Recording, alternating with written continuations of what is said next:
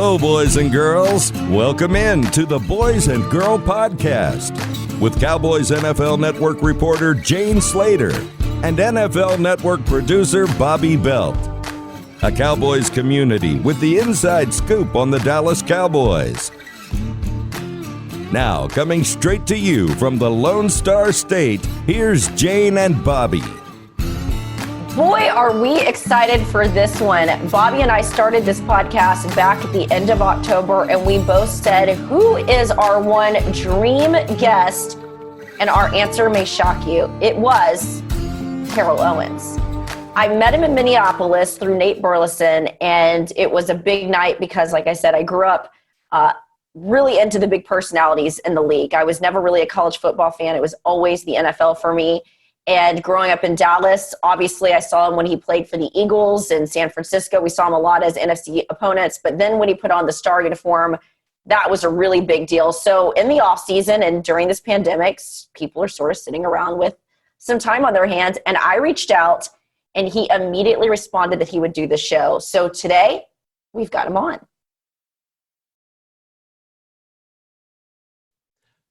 Joining us now is the great Terrell Owens, six-time Pro Bowler, Pro Football Hall of Fame member, former Dallas Cowboy, and also the host of the Get Your Popcorn Ready with T.O. and Hatch podcast that he co-hosted with another former NFL receiver, Matthew Hatcher. You can follow him on Twitter at Terrell Owens. T.O., how you doing? I'm good, man. How are you guys doing? Doing great. Really excited to have you here. First question I guess I want to lead off with, because this is, such a Cowboy-centric show, and, I think people know a lot about your time in Dallas, but there's still a lot that I think goes unsaid and that has not been talked about, both your arrival here and the departure. So I guess tell the story about how, after the release in Philly, how everything came together and you ended up in Dallas. After releasing Philly, it was just a matter of me trying to, find another opportunity. And obviously the Cowboys was that opportunity for me. Jerry Jones, gave it to me. And so for me, I just wanted to just continue on I guess, where I was at that time, I guess if you want to say the height of my career. And I just wanted to go where I felt like I was wanted, somewhere that I could obviously flourish with a team that had the opportunity to not only just get to the playoff, but have an opportunity a chance to win the Super Bowl. And I felt like obviously they had the makeup to do that. And so unfortunately, obviously we know the outcome, but I just wanted to just extend my career and just continue to try to play at a high level. And so Jerry Jones was very, very gracious to give me that opportunity, and I'm very grateful for the 3 years that I played there. Obviously, I wish I could have played beyond that. I honestly thought I was going to, end my career there, considering I had signed a 4-year extension right before the abrupt, I guess if you want to call it firing or what have you. They release, cut. So it was unfortunate. All right, so I have to ask you, we'll get back to the release, the firing, whatever you want to call it. But when you decided to come to Dallas, it was after one of the more infamous moments, I feel like, in your career before social media, because this thing would have gone so viral. It was one of the games that I covered as a new sports reporter. I drove from Tyler, Texas to Dallas, and it's where you spiked the football on the star. George Teague, of course, then ran to knock you out of it to show the disrespect. It was this thing that just every time your name comes up in Dallas, I think of it. What was it like being a part of that and then coming and putting on that iconic Dallas Cowboys uniform? Well, I think I've tried to explain it. I know I did, Football Life for the NFL Network. And so I explained why I went to the Star the first time. My coaches, my receiver coach at the time, George Stewart, he's come out since then, and he's tried to explain why I went to the Star the first time. And unbeknownst to everyone else, I didn't go there to try to taunt anybody. It was just a mere celebration that I had kind of calculated coming in. Like, obviously, travel's a little bit different now, but we had gone in there that Friday, walked through. And so we, at the end of that little walkthrough practice, we just ended up huddling up, and we were like in the middle of the field. So every position was kind of huddled up throughout the course of the field. And we just happened to be in the middle of the field. And so that was just one of the things that when you talk about celebrations, I was still on that streak of just kind of just, trying to one up myself, trying to be creative. And so where we were, and then looking up, there was a hole in the middle of Dallas, Texas Stadium at the time. They obviously said that, obviously playing in Texas Stadium is where, it's God's country. Everybody loves the Cowboys. And so I just wanted to try to just find something creative to do. And that's what we thought of. Even my coach, he's like, man, when you score tomorrow, it's like, it'll be great if you just come right here and it's like, show God, who the real star is. And so it was no disrespect by any means, to the Dallas Cowboys until obviously right when I had done it, I went to the star. And then the second time when I came out, the hit that you were alluding to is that George T. He kind of whiffed me. He didn't really hit me. He kind of whiffed me a little bit. But that was prompted by a play or two before that when I was on the goal line and we was running Garrison Hurst. We had a play for him. And so I was used in on goal line package. And so I was on the end of the formation. And so obviously I could have gone out for a pass. Obviously they used me for a decoy, whatever the case may be. And so George Teague happened to be on me. And so we had a run play called. And so when he came up, I just kind of just blocked him. And I basically drove him, which was part of my makeup as a receiver. I brought the physicality and I just pancaked him.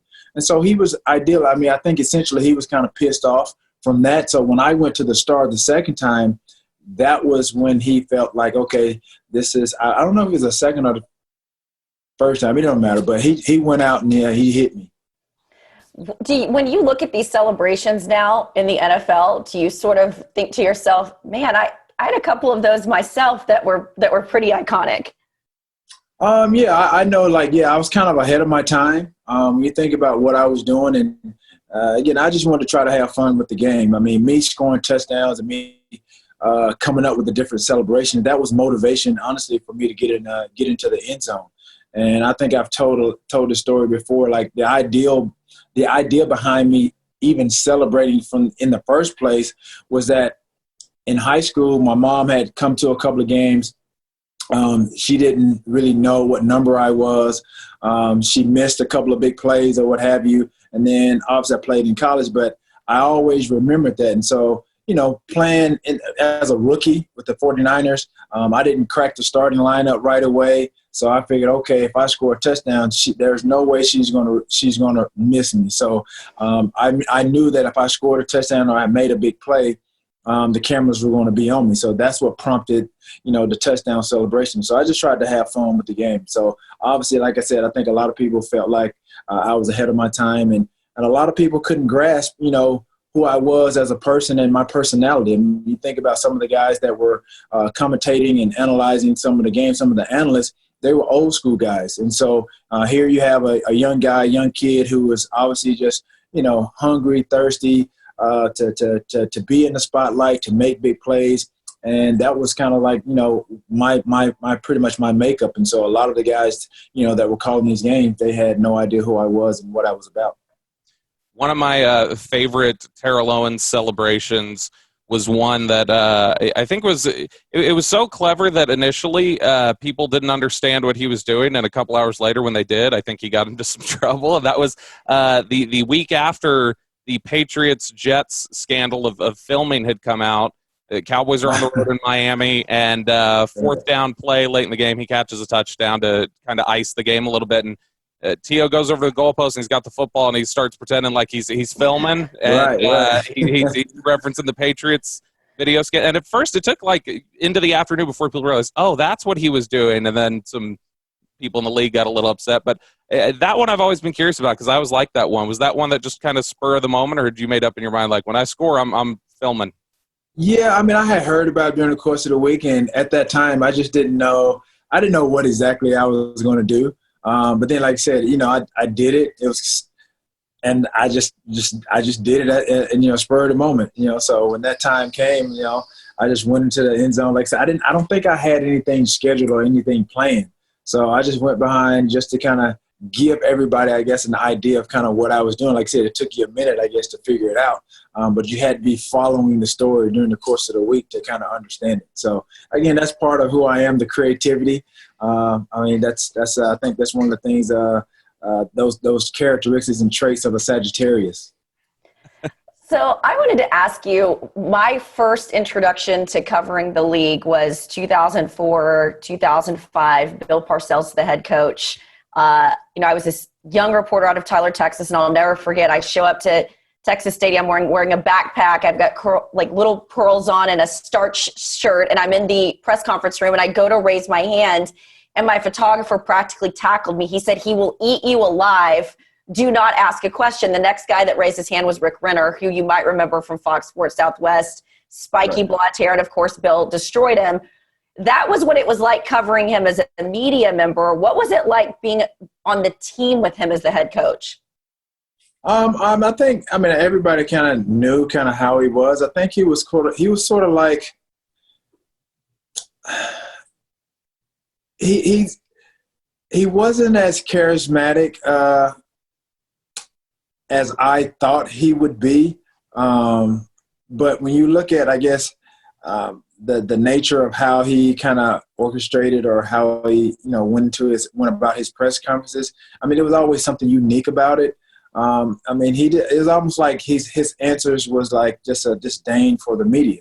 Kind of similar in an odd way, like Bill Belichick, how he has, for the media as well. He's a lot drier, but when I looked at Bill Parcells and how he addressed the media, it was like he had something out against him. So as a coach, I didn't really know much about him. Obviously, he won Super Bowls when he was with the Giants. Obviously, he coached the Jets, I think. But outside of that, I didn't really know what to think of him. Every coach is different. At this point in time, I've been with my third coach in 10 years now. But I think, going through college, I had 3 out of 4 coaches, my 4 years there. 3 different head coaches out of my 4 years there. So I was accustomed to like different head coaches or what have you. So as far as Bill, obviously, like I said, it didn't matter with me. I've always been coachable. So it really didn't matter who the coach was as far as, how my talent and the head coach, how we gelled or what have you. It was like I understood he was a coach, I was a player. And I'm sure he that's what he announced me as a player. He never really said my name, which really didn't bother me. But I just went about my business, so I didn't really think too much of it as far as, was I going to do anything different? My approach was going to be a different way just because he was the head coach. I just wanted to just play football, and that was about it. When it comes to your entrance into the league and a lot of your reputation, which, people say, oh, he's so, egotistical and things like that. You mentioned your football life earlier, and I remember watching that, and there was this interesting point early on where everybody's talking about, man, when he got to San Francisco, he was kind of shy, and he was actually very, really polite. And, Steve Young said it took till like 1998 before you would stop saying sir to him and just say Steve. And I know you said that was a large part of how, your grandmother raised you and taught you to be respectful. And so for people who look at you and say, well, how can we reconcile that? He's such a big ego-driven guy, but, he's people who talk to him say, oh, no, he's really kind and he's polite. And you yourself described there. You said that in reality, people don't understand that, you consider yourself to be very humble. So what would you say about reconciling that for people who don't understand your background and your personality? Well, I think you have to just understand and take it to where we are now with media and how mainstream media and social media platforms has really kind of allowed players to have a platform and have a voice Whereas, there were some things that happened, throughout the course of my career. Had I had those platforms to really kind of dispel or dispute some of these things, then maybe people will see things differently. But I think people, if they're not aware, media is very, very powerful. And so they created a narrative and portrayed me in a light that was very negative, without even getting to know me. I think, if you look at certain guys, they're viewed a certain way. No matter what they do, they can do probably like the most oddest, worst of things. And like I said, if the media feels like they want to put this person or portray this person in the best light possible, then that's what they're going to do. And it's so funny how the audience and the masses will gravitate to what the media says, no matter what the situation is. And I never try to throw anybody up under the bus, but when I try to compare what I've done to other people, it's basically to compare what I've done versus what they've done. It's not me throwing anybody under the bus. It's basically trying to give you a perspective on how one person is viewed versus how I'm viewed. And they've either done the same thing, if not something worse. And so again, I did a number of interviews throughout the course of my career, trying to address certain circumstances or incidents that happened for an hour and a half. But then I realized honestly, I did myself a disservice, because the media then took that hour and a half interview, edited it, and chopped it up, and then presented what they wanted to present, to the media, to the audience and to the fans. And then that's when they show those clips, and then they have everybody chiming in on those sound bites when I've kind of addressed certain situations or certain issues that really, like I said, that could have dispelled, disputed, whatever the topic or the situation was. But it made it even worse when they cut it up and then edited and then portrayed it to the fans. And so it's a hard pill to swallow, and understand that, media is very, very powerful. But I didn't allow it to deter, kind of internally who I was as a person. I didn't allow it to hinder my performance on the field, because I realized and understood how my grandmother raised me. And she always told me, like, people are going to think, good or bad about you no matter what, but always believe in who you are. And if you're true to who you are and honest with yourself and about whatever situation it is, just go about your everyday life, move forward, and don't worry about it. And so that's ideally, essentially what I did. I just kind of just blocked out the noise and just played. And because I felt like, okay, if I went out and I played poorly, despite whatever was going on, then it was only going to validate whatever they were saying negatively, and however they were criticizing me, it was just going to make it that much worse. So they couldn't really do anything about it, because once I went out in the football field and I played well, there was really nothing else they could really talk about was my performance. And probably 9 times out of 10, I performed very well. You talked about wishing that you'd had a platform maybe back then that maybe you might have been able to dispel some of the things that were said about you. What was one of those instances in Dallas where you wish that maybe you had social media so you could have gotten your message out? I liken it a little bit to, I've gotten to know Des Bryant pretty well here in Dallas. And, Des has really had to deal with social media and social commentary. And, a lot of people, whether it's wrong or right, he's gotten out in front of it. And as you said, people sort of chop it up, dissect it, put it under a microscope. And I know that's been tough for him. And even when he was released from Dallas, he talked about dealing with a lot of depression because of all of that. When you look back on some of those moments you wish you could have dispelled, what would that have been? And do you think it would have helped, given how social media still dissects everything that you say or do? Yeah, I definitely think it would have helped, because I think anybody that knows me, they know I'm a straight shooter. If you talk to some of my teammates, my coaches, and even people that have followed my career, they'll tell you, like, you may not have liked what I said, but if you go back and just oversee it, just review kind of some of the things that happened, I didn't lie about anything. It was just, obviously, I was honest to a fault. You asked for an example, like even the situation we just talked about with me going to the Star. My own coach took the liberty to suspend me when the league never suspended me. He was pressured by the media to do something because what I did, I guess, was unprecedented. Nobody had ever seen it done before, but all I did was a celebration. I mean, obviously I went 50 yards, but so what? There was nothing against or wrong with what I did. Could it have been deemed maybe a bit excessive? Yeah, of course, but there was no rule against what I did. And so the media, obviously, there was talk of the week for maybe 2 or 3 weeks at that point. But my coach, obviously, like I said, was pressured, I think, by the media to make something happen, and he suspended me. And then just to kind of recall or not recant, but kind of just a recollection of some of the things that were said. How he addressed the media, on how he found out, things of that nature. He said he didn't see me go to the middle of the field. Like there's 70,000 fans in the stand. He's a head coach. He wasn't that busy on the sideline. He only has one job, really. I mean, he's paying a little bit of attention to the offense. He's head coaching, but he wasn't that busy to say that he did not see me go to the field like neither time. So stuff like that, like I said, it's hard for me to swallow. I think from that point on with my relationship with Coach Mariucci at the time, it deteriorated. It never got better.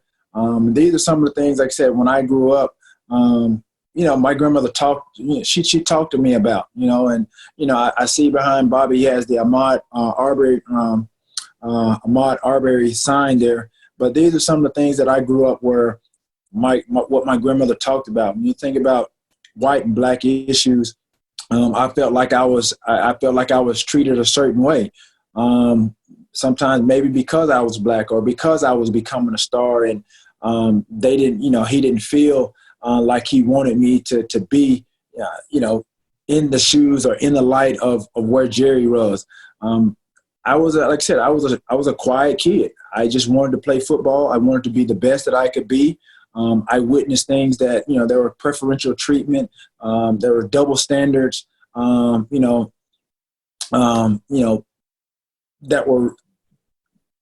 there were double standards in that locker room.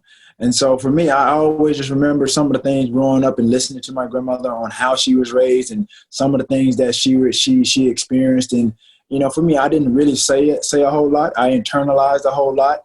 And that's what allowed me to go out there and play the way that I did. Because like I said, I didn't feel at that time that I had a voice to really dispute or dispel some of those things. Number one, because I was a young kid. I was an up and coming star.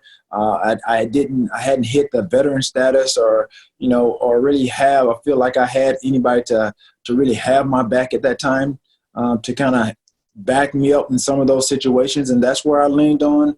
I leaned on the shoulders of my position coaches, Larry Kersey for my first 3 years, and George Stewart, the remaining years. And so, for me, I was just a young kid, just trying to, establish myself in the league, learn from the greatest receiver of all time in Jerry Rice. And like I said, I just witnessed a lot of double standards in the locker room, unbeknownst to a lot of people. And so, like I said, I didn't say a whole lot. I just kept a lot to myself, and I just saw how I was being treated. And so I wasn't treated fairly, as opposed to some other guys that were in the locker room that were supposed to be considered, leaders or what have you, or hadn't been there as long as I was. But I just went about my business, and that's how I went about everywhere that I went. It didn't matter what somebody thought about me or what they said about me. I knew that I was in control of my performance. And so that's what I did every stop that I went. In Dallas specifically, when you talk about some of these instances where things weren't necessarily communicated properly or the entire story didn't always get out, I always think you talked about how much honesty is important to you. And again, in that football life, I know you said your grandmother taught you, always speak the truth, always be honest. That's one of the high requisites of what you need to be doing.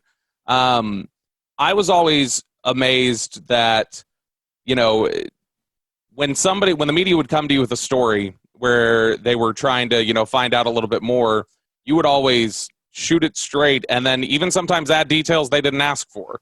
Like I remember after the Atlanta game, when D'Angelo Hall said, T.O. spat in my face, and there was no video of it anywhere, and Dion asked you about it, I think, on NFL Network afterwards, and you went, yeah, I did that. He made me mad. And they asked at one point about Todd Haley, and you said, yeah, Todd Haley and I had an issue, and then you went further, and you're like, in fact, I'm not going to be speaking to him. And so, like, you would always volunteer more. So that's why it always fascinated me in 2008 when that story came out about, T.O. thinks that, Romo and Whitner are creating their own plays and they're cutting him out. And you had always said, with that story, you said, this is not true. This is being made up. And that always fascinated me because you were always so straight and you always did volunteer more information and say, you know what? No, here's where it is. And you always denied that story. Going back to that story, because I think that was the kind of the turning point where people were trying to say, all right, his time in Dallas needs to be over. Talk about when that story came out and what really happened and what that experience was like going on for you at the time.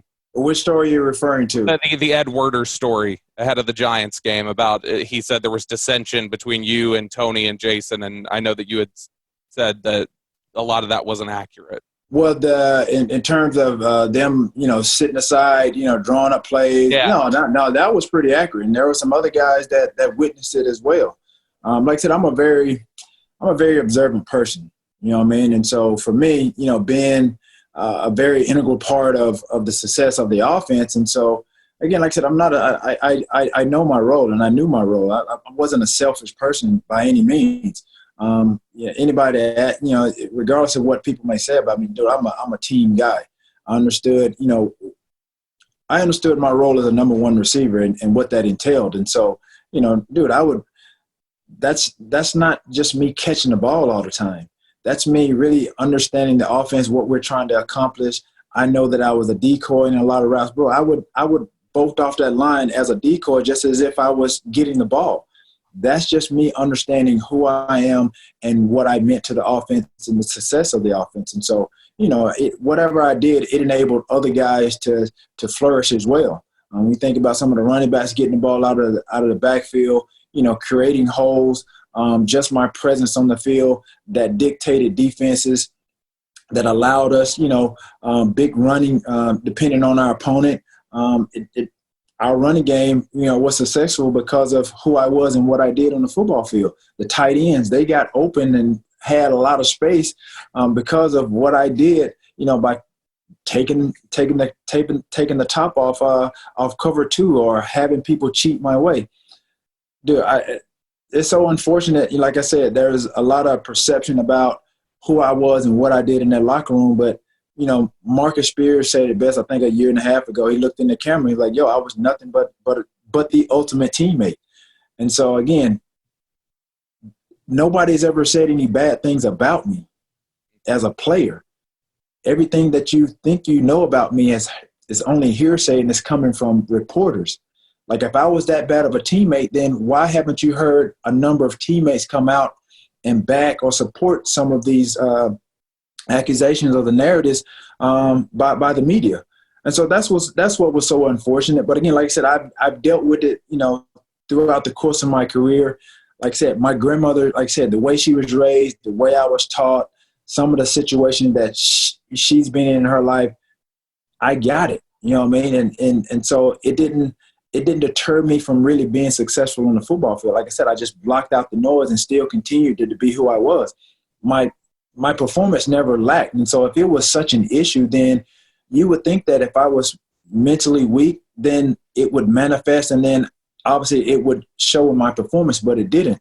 So even the certain situations with Todd Haley, the things that he said or he thought or he felt about me, it was because of media. It was because of the media portrayal prior to me even getting to the Cowboys, because they already had this preconceived notion about who I was as a person. So if anything happened, they're like, oh, okay, this is what the media was talking about. But I wasn't doing anything any different than any other athlete in that locker room. There are going to be disagreements. There are going to be arguments.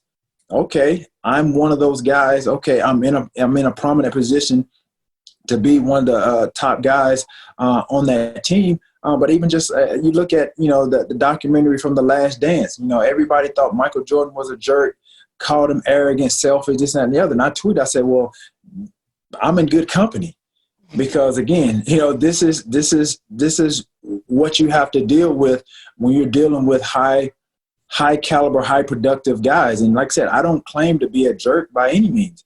I don't claim to be arrogant, but there are times, like I said, when I'm in that competitive mode, again, that's what you get. But to say that I'm a bad person, this, and that, and the other, like I said, it depends on who you ask. But like I said, you've never heard a majority of athletes or even teammates come out and say that I was a certain way or supported what the media has said. Otherwise, then you would have a case, but you don't. So taking this out of the media's hands, give me your highest moment in Dallas, lowest moment, and what you would have done differently. My highest? Highest. I guess I would probably say my highest moment probably be the four touchdown game against I think the Redskins. Lowest. Lowest. I don't know. I think I'd probably say my last year, I guess, when we didn't we had an opportunity to make it to the playoffs. We made it to the playoffs, but we ended up losing in the first round. I think that was the playoff weekend where Tony and I think Whitney, I think they went on a vacation or something like that, and Cabo. Yeah, it was a big deal, and we ended up losing. And they gave Tony a bad rap about that because he went on vacation, and people, questioned his commitment and all that. So again, I think looking back on it, obviously it's a meme now because I went to bat for him, and so but that's the type of person that I am, and probably don't get enough credit for. I don't even think Tony's ever even spoken on me. I think having his back, I can't even remember, but just I think with what I did, just and I didn't have to do that, but that's who I am as a person. And a lot of athletes, they'll tell you like the locker room was a brotherhood. And so honestly, that's how I was. And it's a family. Everybody, if you got a family of brothers and sisters, everybody's personalities is going to be different. Nobody's going to be the same. And so that's how I look at the locker room. And so again, people are going to view my character a certain way and compare it to somebody else, and probably compare it to somebody else that came before me or after me. And I think if you look at it on the grand scheme of things, and you think about some of the most volatile or most charismatic, athletes, then yeah, I'll be at the top. But I wasn't the worst. If you think about it, like what did I do actually bad? I think people question, my celebrations at a time where, again, nobody was really high on celebrations at that time. But now celebrations are being embraced, whereas before it was frowned upon. I got heavily criticized for it. Just think it, had social media been around then like it is and where it is now. Like I said, I'd probably be obviously a fan favorite. I probably have more Twitter followers, more Instagram followers, just with, how I engage with the fans and what I was doing on a weekly basis. And so I'm proud of my career, despite, the perception and the portrayal, but it is what it is. It's unfortunate that I've had people to talk about me behind my back, lie about who I was. But it's only a few coaches throughout the course of my career that I really value their opinion. And I leaned on them for advice. And that's what enabled me to go out and play at a high level, because they were honest with me and they understood what was going on. And if I was so bad, if I was doing something wrong, they would have told me. So that's why I just kind of, probably people they couldn't get me. They didn't understand me because it was like, who is this kid? Like, he just comes out of nowhere. Now, people are starting to say, oh, he's arrogant, he's selfish, this, that, and the other. But I haven't done anything no more detrimental than any other athlete that have played my position or any other position for that matter.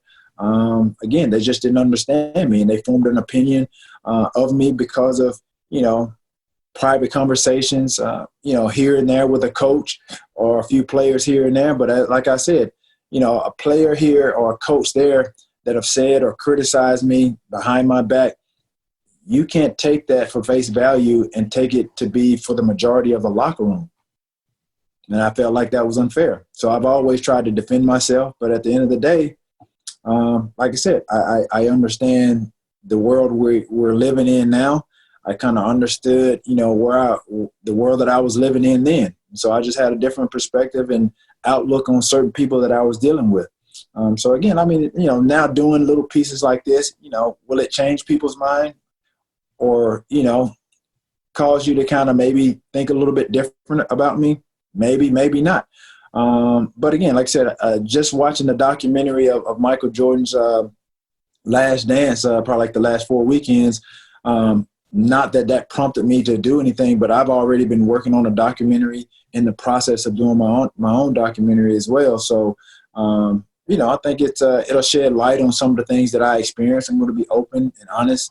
Not that I haven't been, but I'm being more candid. There are a lot more stories and that people don't know about, situations that I'll shed, light on that are unbeknownst to a lot of people as well. So especially, my time in San Francisco, there are a lot of things that I experienced there that a lot of people don't know about. I'll shed, light on certain individuals, coaches, and how I felt about those things and why I did or I didn't do certain things as a result of.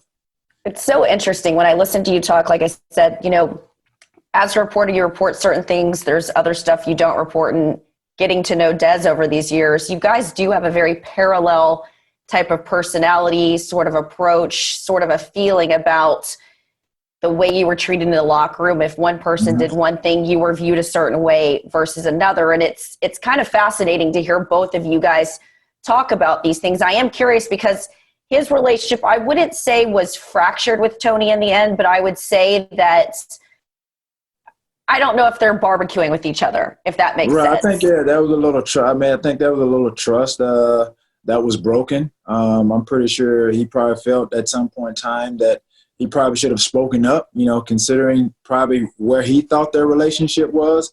But obviously Tony didn't feel the same way. So again, I when Dez got cut and I started to read some of the things that he was saying, I got it because I had already lived it. There was that pact of, Romo, Witten, and Jason Garrett. Dude, that's the only reason I wasn't there. I had just signed a 4-year extension going into the offseason, and then all of a sudden I get the rug pulled out from under me. Like, I honestly, I've never had that. I've never known that to happen. It was a shock to me when it happened. And again, I go to my grave and I've said it, I haven't shied away from it. Tony was in a position to dispel anything that somebody would have said that would have prevented me from extending my career there or being productive or being a positive asset to that locker room. Not even the locker room, but what we were trying to accomplish. He had the power to do that. And just as the same situation the year before in Philly, Donovan had the power to do that.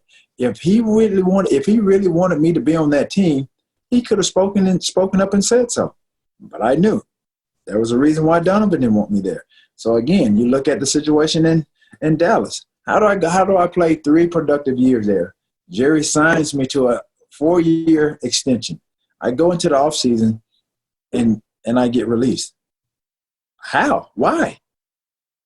When I had talked to Jerry after that season, and this was right before the new stadium opened, and I remember shortly after the season, that '09 season, and before I went home for the off season, I was there in Dallas, and he called me. He basically just asked me, what did I think about, and what do we need to do as a team to get beyond where we had just gotten. And obviously the playoffs, like I said, we had a pretty good team. I was injured, wasn't as productive.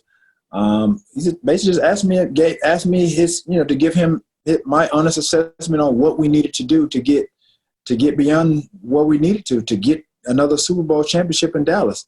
And I felt honored. Honestly, I felt like that call showed that he looked at me as a leader in that locker room, sort of like a captain. And so I just basically gave my honest assessment. Not it wasn't anything negative, but I just gave him my my assessment of what transpired that year, and what we could do in the upcoming year. And so that's where we left it. And then you fast forward a couple of months, and then he comes to Florida. I had a place at that time in Sunny Isles. They had some meeting in Fort Lauderdale. He called my agent up and said that he wanted to meet with me. And so from my agent's perspective or standpoint, he was like, he just wanted to follow up on, just want to see how you were doing. He's in the Florida area, which is not uncommon. So I just thought, okay, cool. We'll just talking. He's the owner of the team. He wanted to see, talk it up with this one of his players. And I'm like, all right, cool. So we went there, and little did I know that was going to be the last time that I saw him, or that was going to be the last time that I was going to be in a Cowboy uniform. Wow. So have you talked to, you said that was the last time you talked, have you talked to Jerry? Have you talked to Jason, Tony, or Witten since all of that? I've seen those guys. I've talked to Jerry. I've talked to Jerry a few times on the phone or what have you. I think I've run into him. But I don't Tony, I think we may have exchanged maybe a text, if not through some of his through some of his friends. Haven't really talked to Jason Witten. I've seen Garrett out and about a couple of times at some Super Bowl events here and there, and but there's nothing there, and I don't really take kind to people that have talked about me or cause me,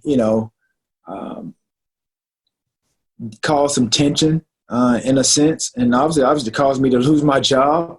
There are some financial implications with that, but I just, for me, that's just not how I operate. So, and me understanding that, obviously Jerry saw enough to extend my contract, but then in a couple of months, then the rug is, kind of pulled from under me. So it was disappointing. And so, I haven't really talked to Tony since, really, I think on a personal level. But other than that, that's about it. Do you wish that you did anything differently in Dallas? Do you think there was anything that you could have done or that contributed to some of the angst, or do you just feel that there was a lot of stuff that was done to you that you had no control over? Well, I thought I did. I thought I was making efforts to do that when Jason Garrett called us in, for certain meetings or what have you, and I know for a fact we were the only people in those meetings, and the information, the contents of those meetings got outside of the meeting and was leaked to the media. That was very unfortunate. So I knew something was wrong then. So that was me. I felt like, me feeling like I was doing the right thing or trying to contribute in a way to make up for really kind of some of the things that I didn't do in other situations in San Francisco and Philly. And that was me being communicative, me talking to the head coach, like really hashing things out, or, just being adults, being a man about, those situations. And so, and I didn't want to be a negative in the locker room or be a distraction, with the Dallas Cowboys. And so, those coaches, they stood up in the meetings and they said, if you have any issues or whatever, don't go talk to the media. If you have a problem, whatever, let's keep it in-house. Let's keep it amongst ourselves. And I thought that's what we were doing. But then, like I said, I know for a fact, I think Bobby had mentioned it earlier about, certain things that happened. And I knew for a fact that there were meetings that were held that only we knew about, but then the next day or so, the media knew about it. I'm like, how does that happen? And I know the people that were in that room, unless I'm just a poor judge of character, I know those other guys wouldn't have said anything. And I know those coaches wouldn't have, the coach that was in that meeting, he wouldn't have said anything. And I think Patrick Creighton has come out and said some of those things because he was in attendance in one of those meetings.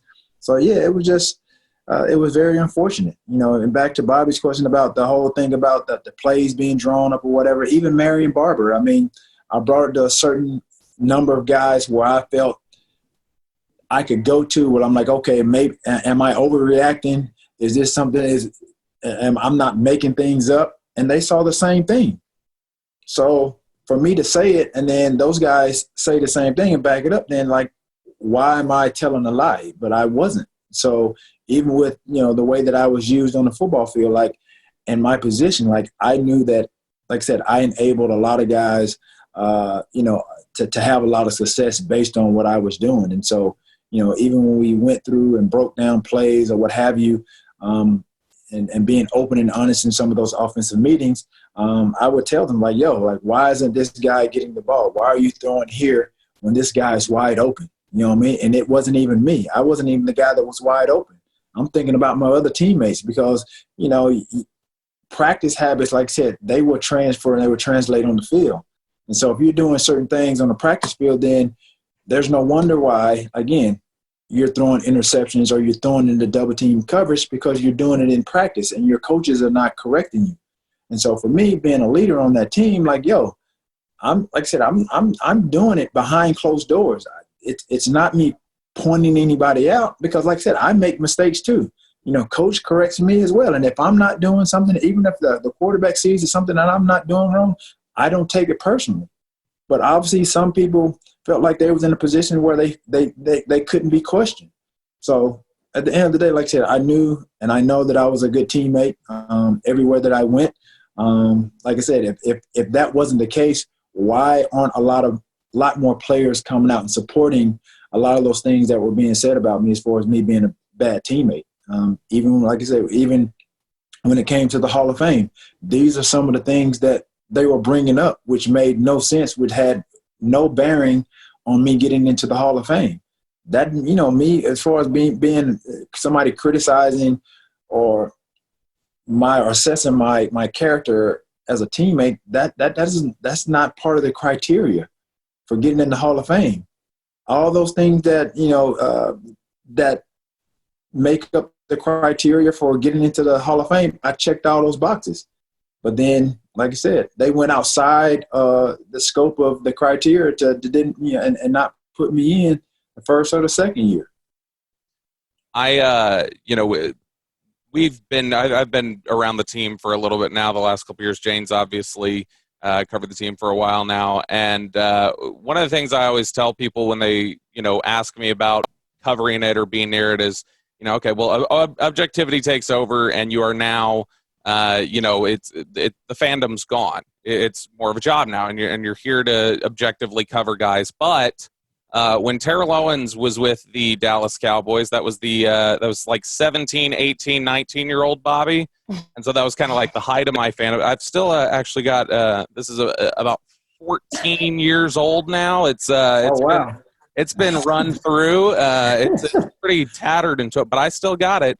And one of my best years as a fan was 2007, and that was the year you kind of referenced. It was the middle there of your time in Dallas, and that was the year against Washington where you had gone off, and that was kind of the culmination of like a 4-week stretch where I remember Howie Long said post-game, he said, Terrell Owens is playing like the best player in the NFL the last 4 weeks because he's just gone on this streak of, running through Philly and New York and then Washington. And that was the, Buffalo year where Nick Folk makes the back-to-back 53-yarders. T.O. saying post-game, it's the first 106-yard field goal in NFL history, I remember. And, you guys had played really well and you thumped the Green Bay Packers on Thursday Night Football as the two 10-1 teams, and it was, okay, Dallas is the team in the NFC. Oh, yeah. I remember and everybody was expecting this is going to be Dallas and this is going to be New England. And then you referenced the Giants game came in the playoffs, and I was interviewing Greg Ellis a couple years ago, and he said that that's something that he still thinks about, and it hurts. That he goes, that was the best team I've ever been on. That team could have hung with the Patriots. And that's been a discussion recently on social media I saw. So I'm curious for you, I guess just talk about how difficult that loss was to the Giants, knowing what a good football team you guys had. You'd beaten the Giants twice during the regular season. But also, do you think that you guys who had lost to the Patriots early in the year, do you guys think you could have given the Patriots a run had you made it to Arizona for the Super Bowl? Yeah, but I think that was part of my concern, and I addressed it when I left, when I got cut, is that, Garrett wasn't the guy for the job. I mean, this guy, I think, undermined and kind of undercut Wade Phillips to get his job. He was the offensive coordinator first year. And then if you think about it, a few years ago, I guess when he was on the hot seat, and I said he should have been fired, his record was the same as Wade's. And he still kept his job. So why didn't Garrett lose his job? He didn't do anything or accomplish anything no more than Wade Phillips did. So that just, like I said, for me, I don't like the guy. Like I said, initially when I went into it, I thought, I remember when one of my first times meeting him. Obviously, he had some preconceived notions of me based on what he had heard, what he had read, based on the conversations that we had. And so I just took it, I listened to it, and I took it for what it was. But but I got it because I know that I'm not a bad person. I know I'm a good teammate. I know I was a good player. So, like I said, I didn't try to go into a locker room and change my behavior or do anything different. I did what I did when I was in San Francisco. I did what I did I did the same in Philly. I didn't do anything different. It's because, like I said, if you have a perception of someone and going into it, then if they show you who you are, then you ideally know who they are. But if that person gives you an inkling of an idea, or he does something remotely similar to what he's perceived as a person, then you're going to actually think, okay, it's going to almost validate who that person is. But I'm a human. I'm not without mistakes, and so I'm not going to have anybody disrespect me either. And I haven't disrespected anybody either. Like you said, I've always been respectful. Steve Young had to get me out of the habit of saying yes, sir, and no, sir to him. That's just who I am and how I was. And I never really deviated from that. But like I said, my teammates can vouch for who I am as a person. But when you think about that year, then yeah, I mean, we could have done some great things. I realized me playing the game, understanding how potent we were on an offensively. If we're out there playing and some of the offensive linemen, I think they've said it, they're out there calling out our plays before we even break the huddle, then something is wrong. Or we're getting in the formation, they already know what we're about to run, then something is wrong. You have to change. That first year, with me being there with the weapons that we had, we went 13-3. I was scoring left and right. We were catching people off guard. But then again, it's just like every year, just like a rookie going to his second year and the second year to the third year. These defensive coordinators, they watch tape. They understand tendencies. They understand what to do and what not to do to take away from the strength of the offense. And so I realized that because I played in a number of potent offenses. I played in San Francisco with the West Coast. I played in Philly. So I knew if you don't have a creative mind and able to adapt and change week to week, then you're not going to be successful.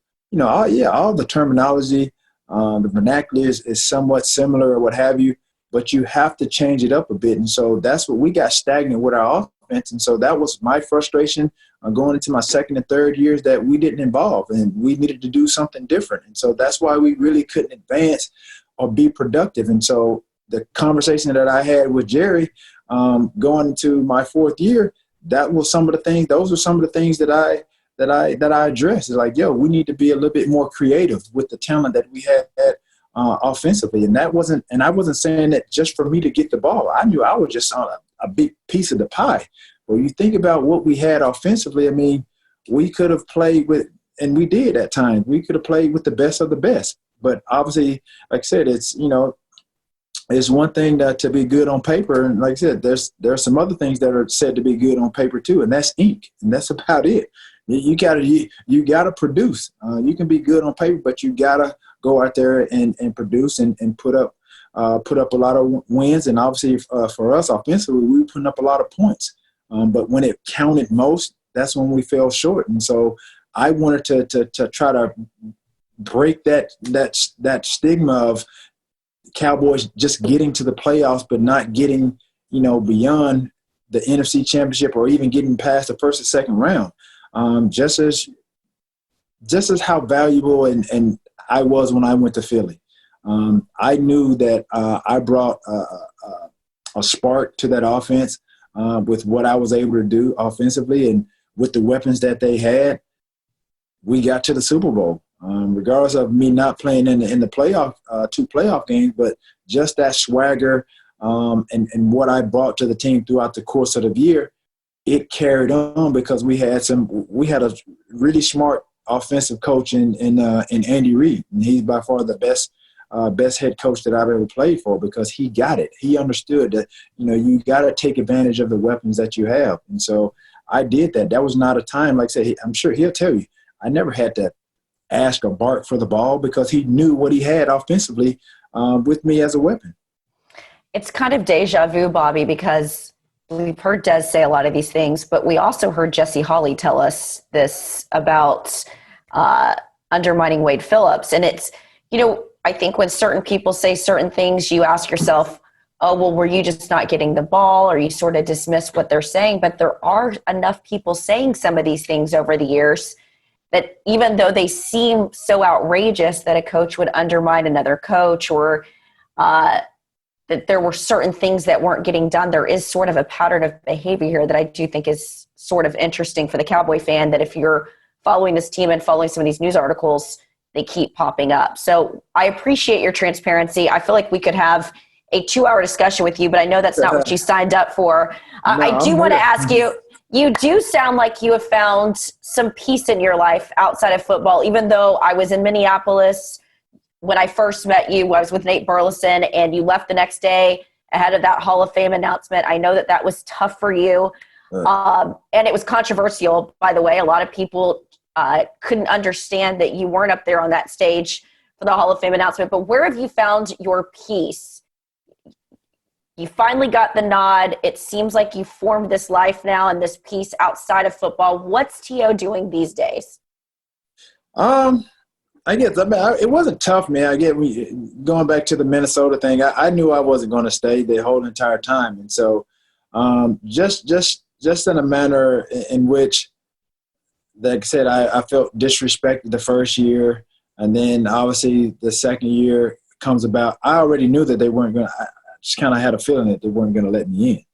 So I just took it for what it was. And so at the end of the day, like I said, you really can't worry about a lot of things that you can't control. And so my fate of getting into the Hall of Fame was in a lot of people's hands. It was in the writers' hands. And so at that point, I realized like the system is flawed.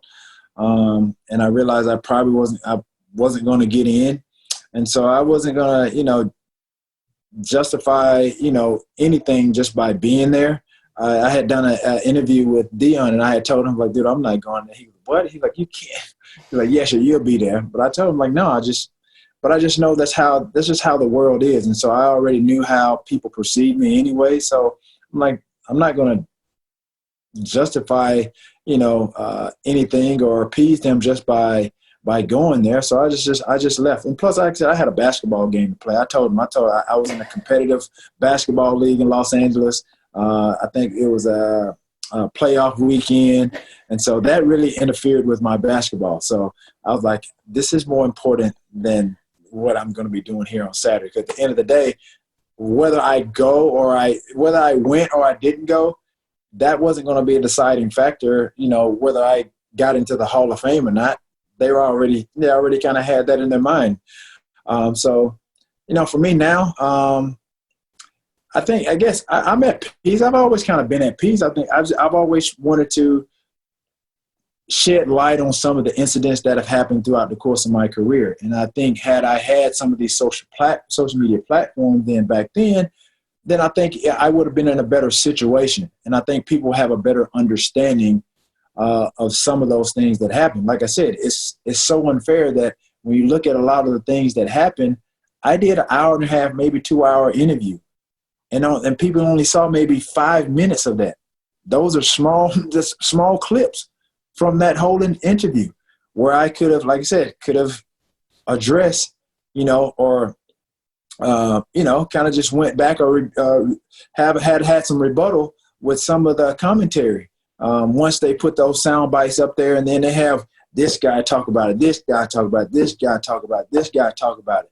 And then, like I said, they're all commenting on that one sound bite of that clip that obviously that was negative based on what their question was. So, like I said, had I had these platforms, then obviously, like I said, I would have exposed a lot of people. It's unfair. Like I said, these networks get to kind of, edit and create their own storylines, create their own narratives. But I think players are starting to be smart about branding themselves and really understanding that they have a voice, and that just because somebody says something about you, that doesn't mean it's true or it's factual.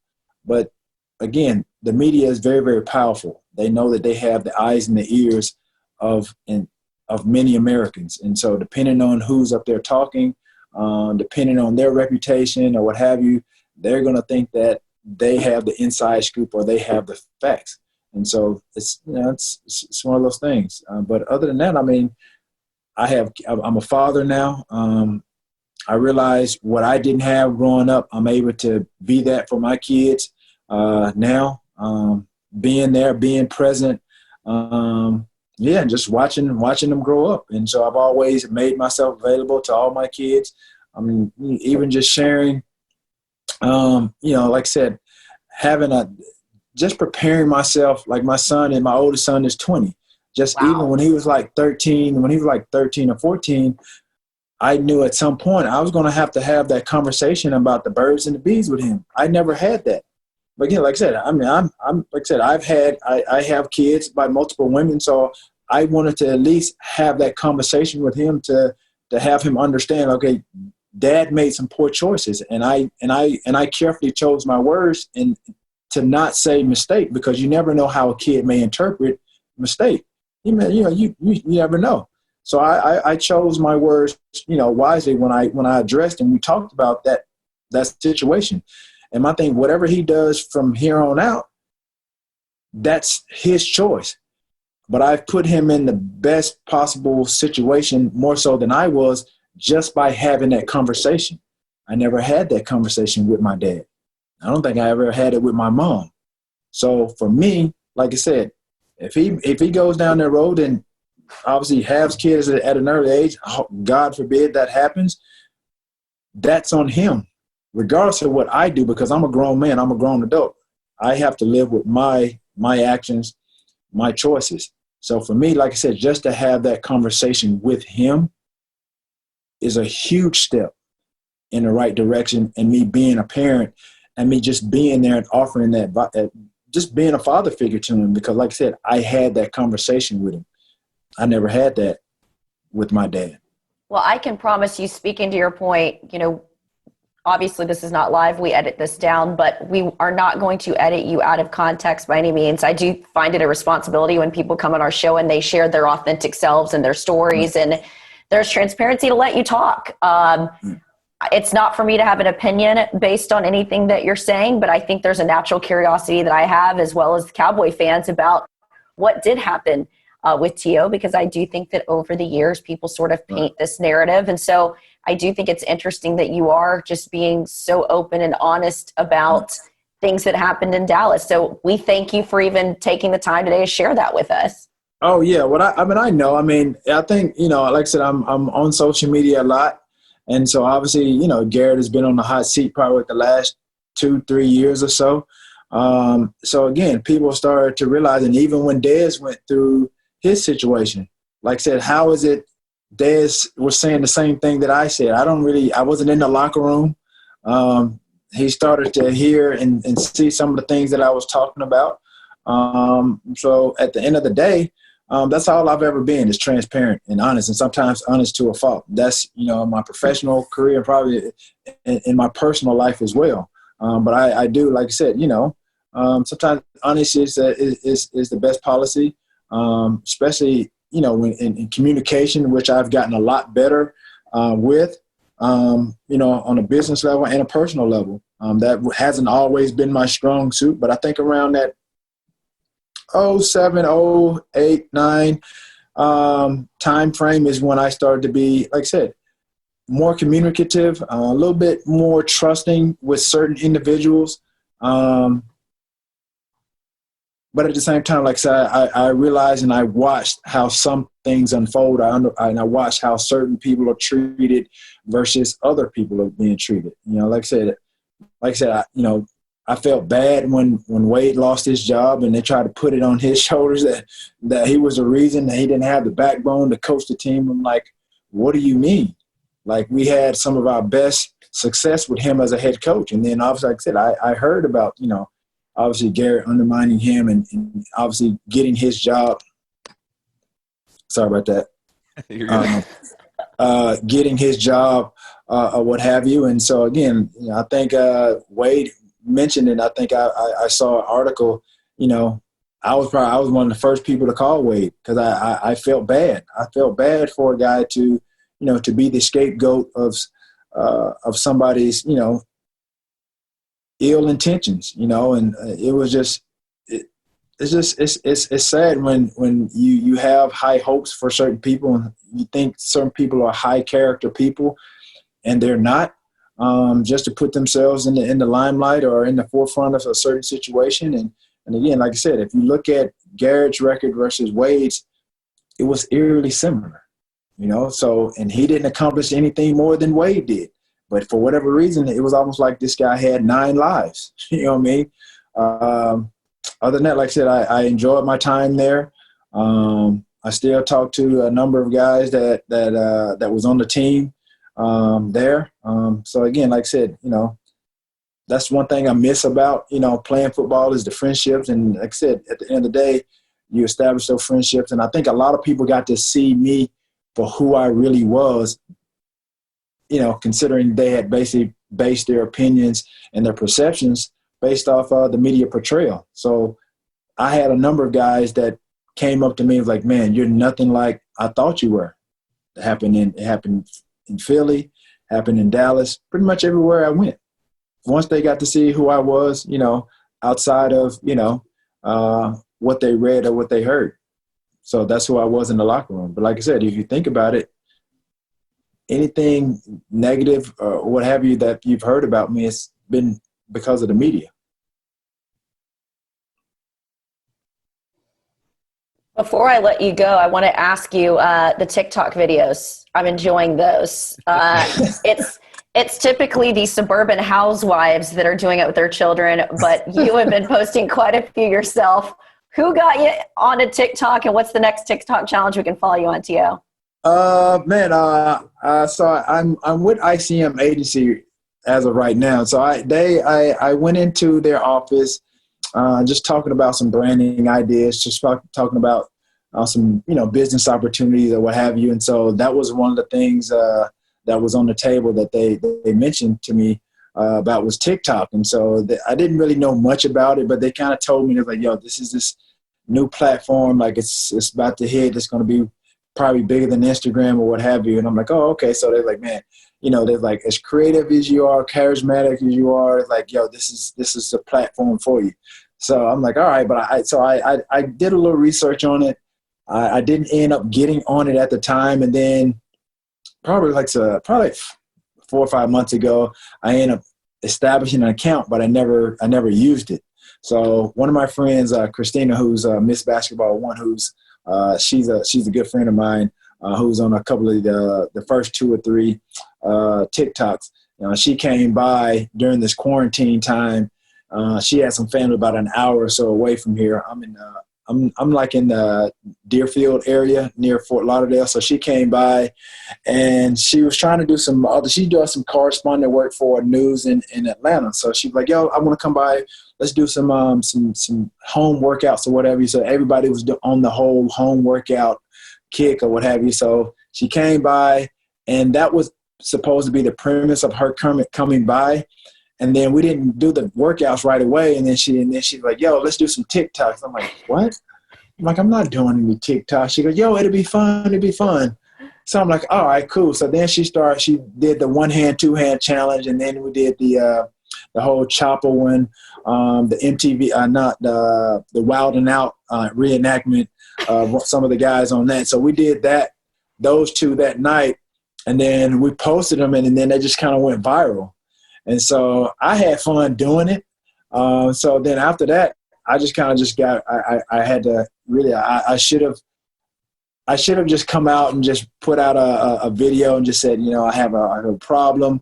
And, the best way to get out in front of something, you have to really admit it and, let people know that you're an addict. So I literally had to confess and like, tell my friends, I'm a TikTok addict. And I was like, that's what I am right now. So I've had a lot of fun with it. Just the response that I've gotten from a lot of fans, especially with what we're going through right now. I think everybody needed some laughs. And so I think this is what a lot of people don't know or didn't know about me, is that I'm very fun, I'm witty. People wouldn't know that because of what we've talked and discussed here today is about my character and how the media portrayed me. But I've always been that way. I've been silly. I've been goofy. And even even after our TikTok, we sat here in probably about an hour or two or what have you, and we just chopped it up. And she was transparent. She goes, I didn't know that you were this cool. She goes, honestly, I thought you were an asshole. She goes, I didn't like you. She said, when I first saw you, because before I even talked to you, in my mind, she goes, I thought you were just as how they said you were. And so she goes, man, like, it almost got me emotional because she goes, man, they've really done you a disservice. She goes, man, you're a really cool person. And I was like, I've always been this way. So me doing TikToks and other little fun stuff on social media, for me, is fun.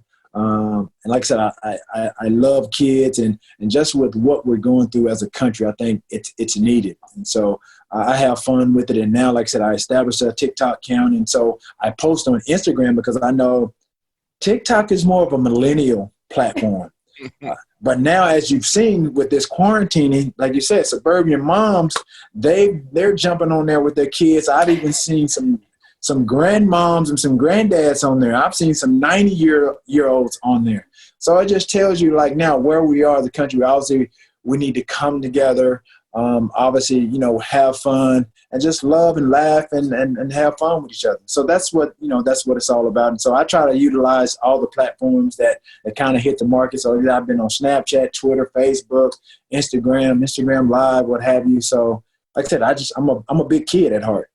Well, and it is a chance for you to sort of rewrite your own narrative with a completely young generation that is just getting to know T.O. as the TikTok star, and then they're gonna feel really dumb when they start Googling and figuring out that you were T.O. the football star for a long time as well. Before we wrap this up, Bobby, you got anything for T.O.?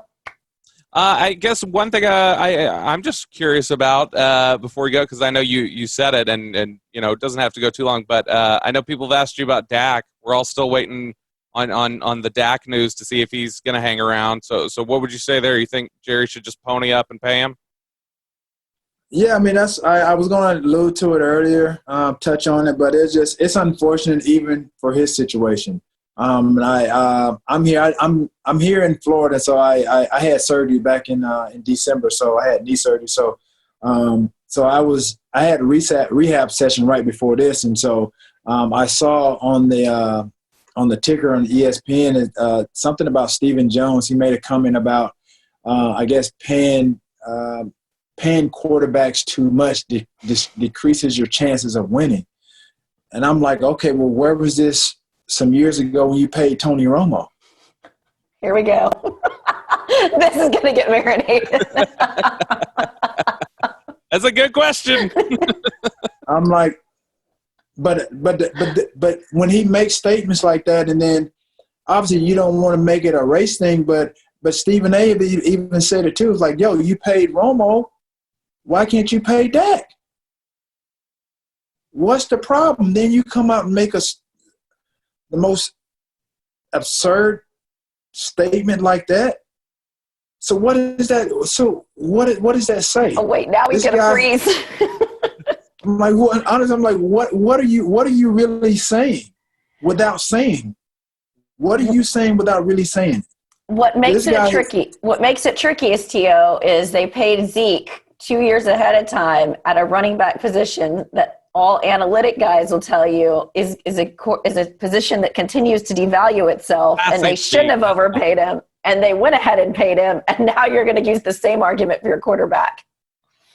I just don't get it. Especially, it's unfortunate for Dak because I've heard people say it, and I've witnessed it too. This guy's been nothing but professional in the way that he's gone about it. And again, when you play this sport, you want to make as much money while you can.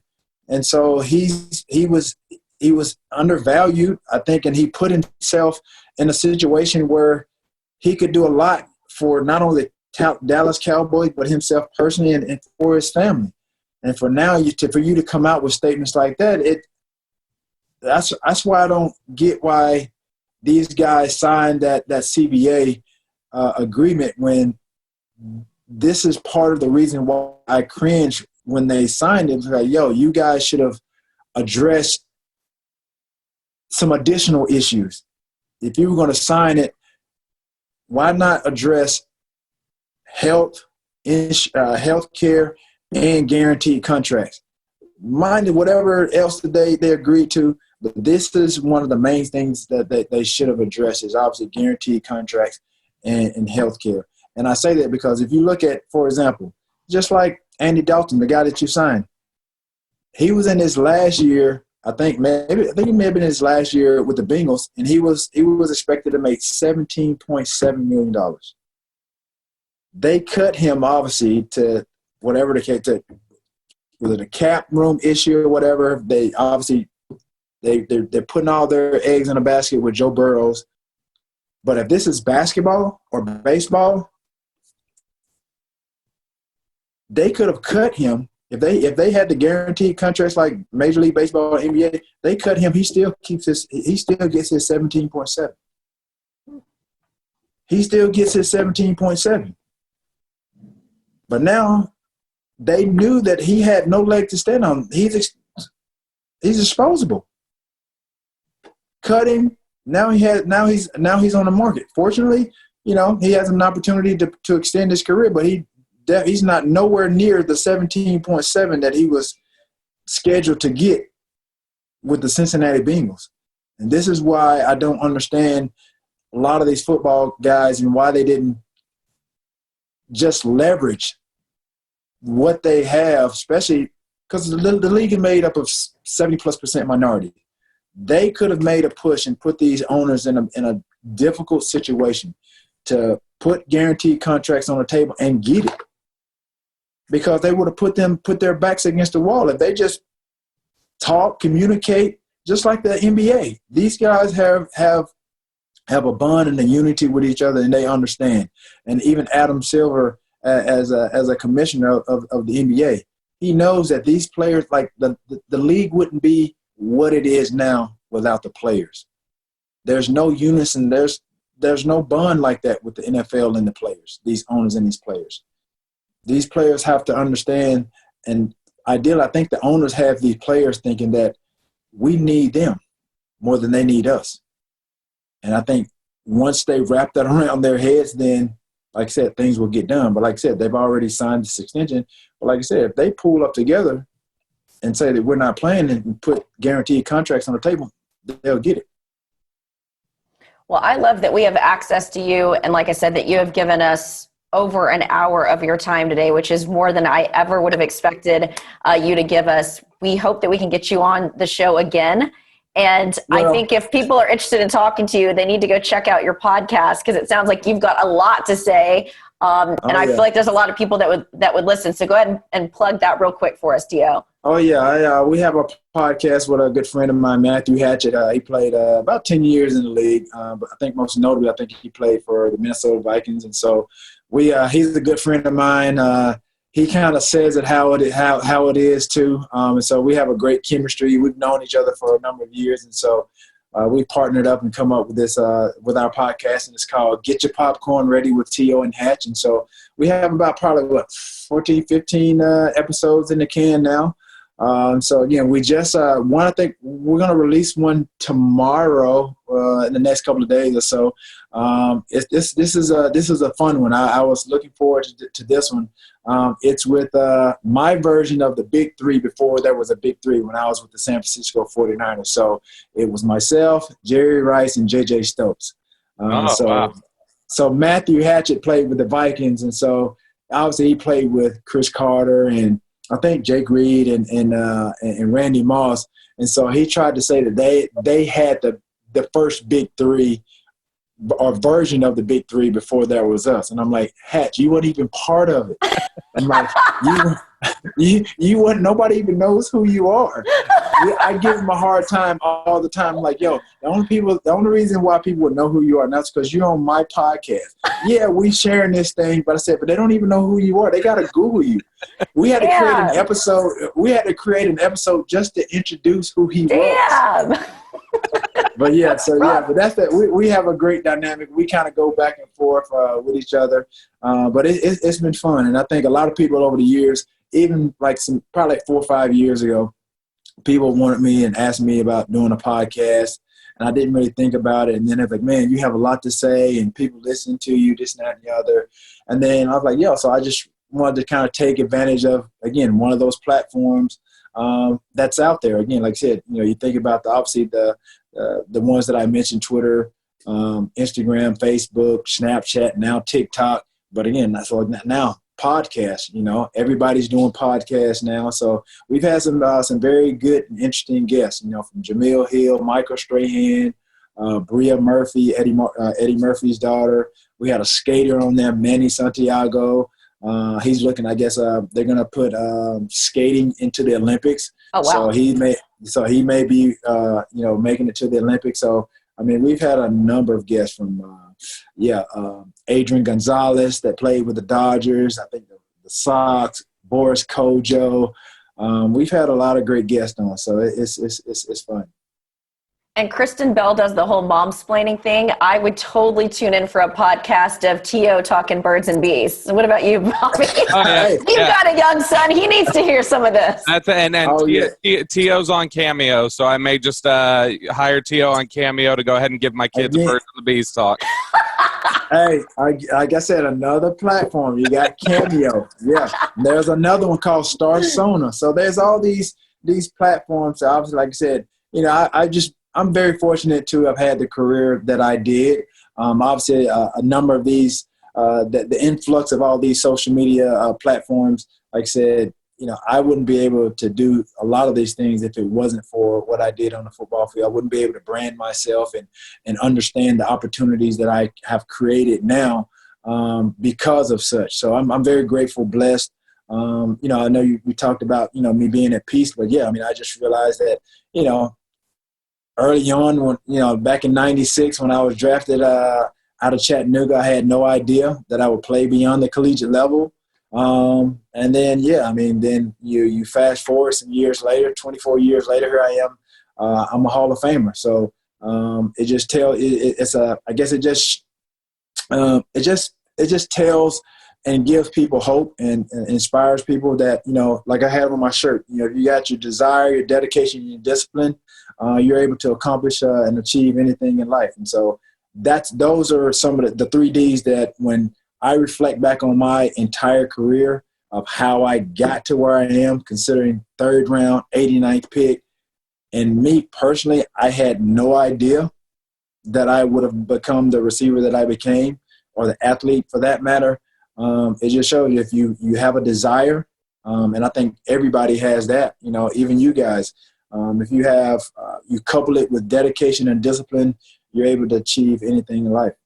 Well, we achieved you as our ultimate guest, T.O., and we started this podcast like you Colin Cowherd came to us and we both were like, there's a lot of podcasts out there, but we realized that Cowboy fans love this sort of content. Our dream guest was T.O. I was a huge fan of yours, as is Bobby, growing up, but I've become even more appreciative of you after your time with us. So thank you so much for jumping on this one with us.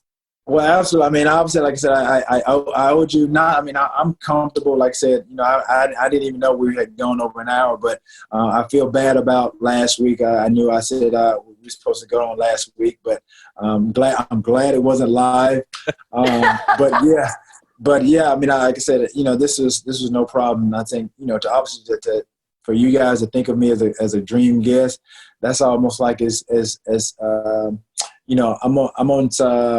I'm on one of these sites where they said, who's your dream dinner guest, and people always, nominate Obama and all these high people like Oprah and Michael Jordan. So for me to be you guys' dream guest, I feel like I'm in great company. Oh my God. My dream dinner party is just to get him and Des in a dinner party. Now that would be a fun dinner party. Oh my God. Who is that? You and Des Bryant. I would love to put you two on a dinner party. Des, T.O., and then the third party at the dinner, I want to be Jason Garrett. Oh, my God. Okay, we're going to leave you with that one.